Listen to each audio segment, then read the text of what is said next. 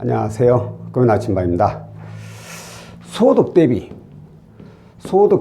부채 비율이 높으신 분들 있죠. 부채 비율이 높고, 그런데 이 부채 안에는 또 고금리 대출이 또 많으신 분들이 있어요.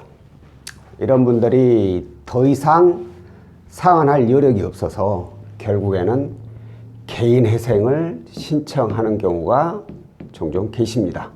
저는 개인회생 신청하는 거 절대 추천이에요. 추천. 왜? 솔직히 이래 소득의 부채비율이 너무 높고 그중에 고금 대출이 많으면 사실 본인 힘으로 갚아 나간다는 건 저는 어렵다고 봐요. 그럼 차라리 정부에서 지원해주는 이런 개인회생 제도를 이용을 해가지고 3년만 고생하면은 모든 채무를 다 탕감받잖아요. 그리고 나서 다시 원점에서 다른 분들하고 똑같이 이제 살아갈 수 있는 거죠. 자, 이렇게 3년 후에 개인회생 면책을 받았는데 이후로 저한테 저금리 대안대출에 대해서 문의 주시는 분들이 종종 계십니다. 저금리 대안대출. 왜 그럴까요?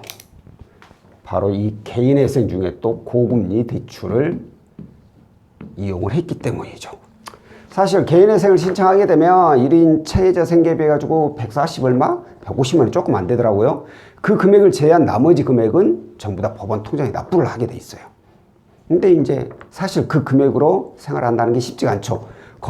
더더군다나 거기에 또 가족이 있다라면 더더욱이나 힘들죠. 그래서 아무래도 이 힘든 과정에서 어쩔 수 없이 또 고금리 대출을 이용을 했는데 면책을 받았으니까 이제 이 고금 대출 저금리로 대안을 하고 싶겠죠. 아니, 하고 싶은 게 아니라 당연히 해야 됩니다. 당연히 해야 돼요.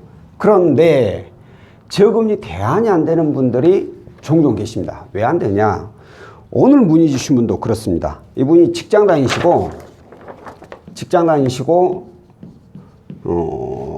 약 1년 정도 근무에 연봉이 5,700이신 분이 있었어요.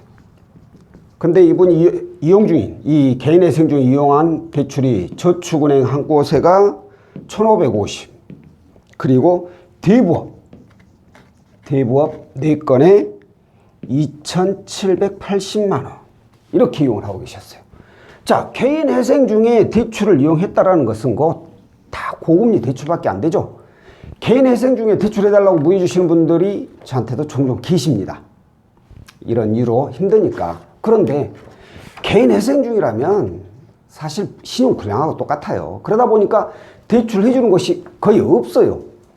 이 몇 곳의 저축은행하고 그리고 일부 대부업체에서 이렇게 개인회생이신 분들에 한해서 대출을 해주는데 과연 이 금융사에서 저금리로 해주겠냐 이거예요. 고금리로 해줄 수밖에 없다는 거죠. 고금리로.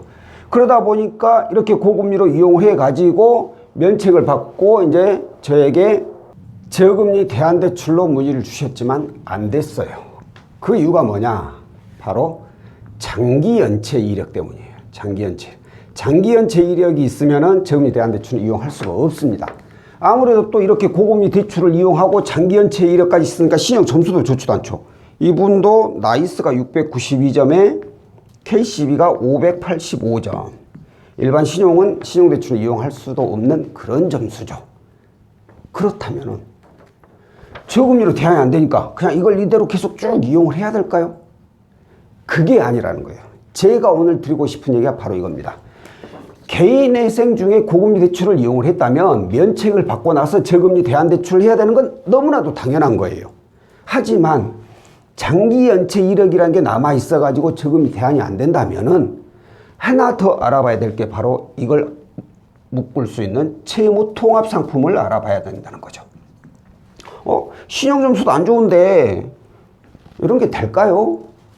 라고 궁금해 하실 수 있는데 맞아요. 쉽지가 않아요. 사실. 쉽지가 않아요. 그런데 그나마 다행히 어떤 저축은행에서는 이렇게 개인회생으로 인해서 고금 대출을 받으신 분들을 통합을 해주는 그런 상품이 있습니다. 물론 이자도 낮지는 않죠. 다만 이분은 현재 지금 5건을 이용 중이잖아요. 이걸 하나로 묶을 수 있다면은 일단은 납입 금액에 대한 부담도 줄이지만 나중에 장기연체 이력이 삭제되면 신용점수가 많이 올라가게 되니까 저금리 대안을 하기에 훨씬 더 가능성이 높아진다는 거죠. 그래서 이번 채무통화상품으로 저희가 조회를 했더니 4,500만 원까지 이용이 가능했고 금리가 16.7%가 조회됐어요. 어찌됐든 현재 적용된 이자보다 더 낮고 이걸 하나로 또 묶을 수가 있는 거잖아요. 이렇게 해서 납입금에 대한 부담을 줄여서 일단 생활의 여유를 찾고 더 이상 대출을 받을 확률을 없애버리자. 최대한으로 줄여버리자 이거죠. 그리고 나서 나중에 장기연체 이력이 삭제되면 그때 이걸 저금리로 대안을 해보자. 이런 내용입니다. 그러니까 본인이 개인회생 때문에 아니면 그 어떤 이유든 간에 고금리 대출을 이용을 했는데 장기연체 이력이라는 것 때문에 저금리 대안이 안 된다면 일단은 채무통합이라도 해가지고 납입금액을 줄이고 이자도 줄일 수 있다면 줄여서 일단은 납입하는데 부담을 줄이자. 그래야 생활하는데 여유가 있고 그래야 추가로 대출받을 확률을 줄일 수 있다는 거고요. 그라는 거 꼭 참고하고 계시고요. 다음번에 또 다른 내용으로 찾아뵙도록 하겠습니다. 고맙습니다.